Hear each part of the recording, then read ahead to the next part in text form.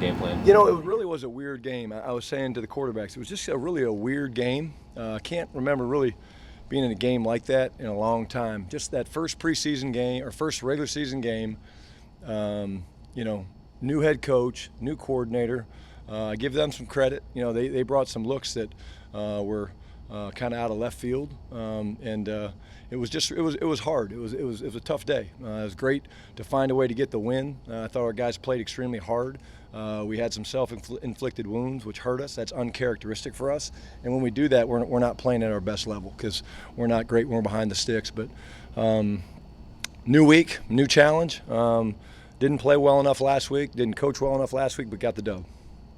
In a game like that, where things might be hard to come by, how big is Russell's big play ability in the receivers? That even on a day you struggle, that you know you can get that one or two big plays. Well, it's huge, you know. And again, I think early on in the game we were trying to maybe get a few big plays and just kind of had some breakdowns and we got sacked and that hurt us. But again, the guys never checked up. And again, Noe's a guy that he's always going to have a way to get open, and Russ, the ability to throw the deep ball is always huge for us. That's why we know if we just kind of keep grinding along, and hey, we're frustrated, right? We're frustrated. We're not doing great. We're not moving the ball real well. You just keep going, and the way we're designed to play football is have a chance to win in the fourth quarter. And he's shown time and time again that he's going to find a way to get it done. What does he do that caused the line to struggle against early last week? They really loaded up to stop the run. They really did a good job. They showed us a bunch of looks that they had not shown. Talking to some of their guys after the game, they showed some looks that they didn't show in the preseason. I thought our guys handled them okay, but it was a little bit different. The one sack we had late in the third quarter, I guess, where Russ got sacked, they brought like a double corner cat.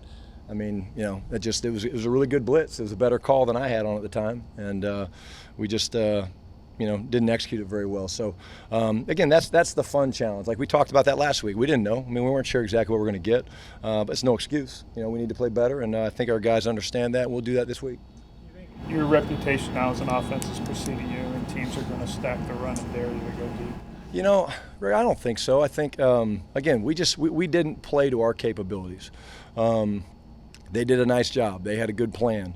But again, when you put ourselves behind the sticks like that, that's really not playing to our identity either. So it's not just them, it was us shooting ourselves in the foot. I thought we made some nice adjustments at halftime. We came out and uncharacteristically the ball comes out. First play of the second half, That doesn't happen for us. We get the ball back the next time, kind of excited to get going. We get a negative run, okay? Doesn't happen. Next play, next time we get the ball first time is the blitz I was just talking about. He has a better call than I have, so we get sacked. And so we really just couldn't really get momentum. But again, I thought the 2-minute drive at the end of the first half was big. We go down there, we get points. I thought late in the game we were able to still run the ball in the 4-minute. We get down there, we get Chris's big run on 3rd and 1. That was big, able to eat some of the clock. But our reputation is what it is, and we'll find out a little bit more this week. One thing that was planned that you did was throw to Carson. How would that work? Yeah, that was great. Yeah, we were really excited about that. I think, that's something that we've talked about we wanted to do. We talked about it kind of all spring. You guys have asked the question. We were excited about seeing what he did. The touchdown that he had was unbelievable. Making those two guys miss and running through the tackles and stuff like that was unbelievable. And again, if teams are slowing down the running game, I think now they see that Chris has the ability to impact the game throwing it. DK, we were excited to see what he brought. The big play capability was great. So there were positives. Again, we're certainly not pleased with the overall execution and how we played and how we coached, but there were a lot of positives that came out of it. Are you surprised that Russell seems to have as much trust in DK already as he does? Given the fact that he is a rookie and still getting used to these things, but it seems like Russell isn't shy at all about going his direction and knowing that he can, like the scramble play, the jump ball, stuff like that. Anytime, it doesn't surprise me. And the reason it doesn't surprise me is I think that's the way he's always been. Like he doesn't check up throwing it to anybody. Last year, I think of Malik, right? Malik's first catch against Carolina, I think, right? He's outside one-on-one on the corner and good corner, and he turned it loose. Like Russ's mentality, whoever's in the game and how my read plays out, I'm going to go there. And so it doesn't surprise me. I think what was so great was, the throw that he had to DK was a little bit inside. It wasn't the greatest throw, but DK had the size to kind of work his body inside to make the catch. That was great. I can't say that the lob shot down the middle of the field with the post safety was something that we worked on and designed. You can actually see DK look and see the safety and be like, uh-oh, this is going to hurt. But again, he trusts him, and he's earned that over the process of OTAs, training camp, and it's cool to see. Do you believe in trying to get a guy going early? Force is an aggressive word, but maybe looking, speaking of Tyler Lockett, whether it's a bubble screen, end around, just an early touch, just for a guy like that to get him going? Yeah, we try to. It doesn't always work out. I don't think it's a must. I think a player like Tyler, you don't have to. I think it's more of the guys that I've been around, again, that are a little bit more of the selfish guys that you literally have to try to get the ball to them, or they'll just go in the tank. He's not like that.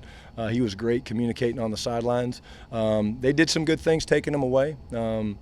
Again, they played some unique coverages where they were rolling and doing things like that. But, again, he found his ways when we needed him. And sometimes it doesn't happen the way you want it to happen, but you just keep chugging along. Was the touchdown designed for Tyler, or was it a bust in the back end? It was designed for Tyler. They didn't play it very well when you look at it, but it was a design for Tyler.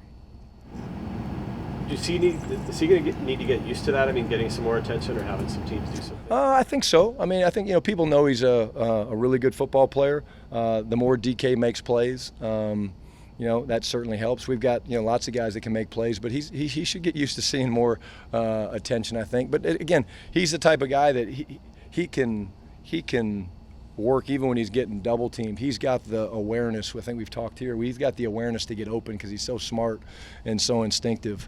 So I don't think that the great players, even a double team, can always keep them from getting the ball. Was that more of a layered? It was more layers. It wasn't like, hey, they had two guys on them. It was more layers. They were kind of putting the safety and stuff over them. And again, when you look at it, it really wasn't by design. It was kind of just how it ended up sometimes. Like we ran naked early in the game, and they just ended up kind of rolling that way. So he went over there and was behind the linebackers, but there was a safety sitting there. It was more of their coverage. And again, I give those guys credit. I mean, they came in here and did some things that they hadn't shown. Again, we feel very fortunate to come out with a win. We feel very fortunate we were able to find ways to win the game in the fourth quarter with some big plays. And it's cool when you can win a game and not play very well. I didn't sleep very good Sunday night, but I would have slept worse if we didn't get the win.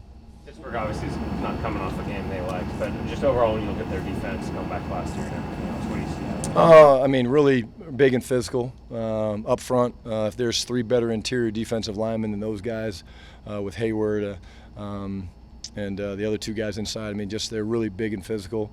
The two guys on the edge, Watt and Dupree, excellent players. They went out and got the rookie who's a really good player, Devin Bush. He fits in there well.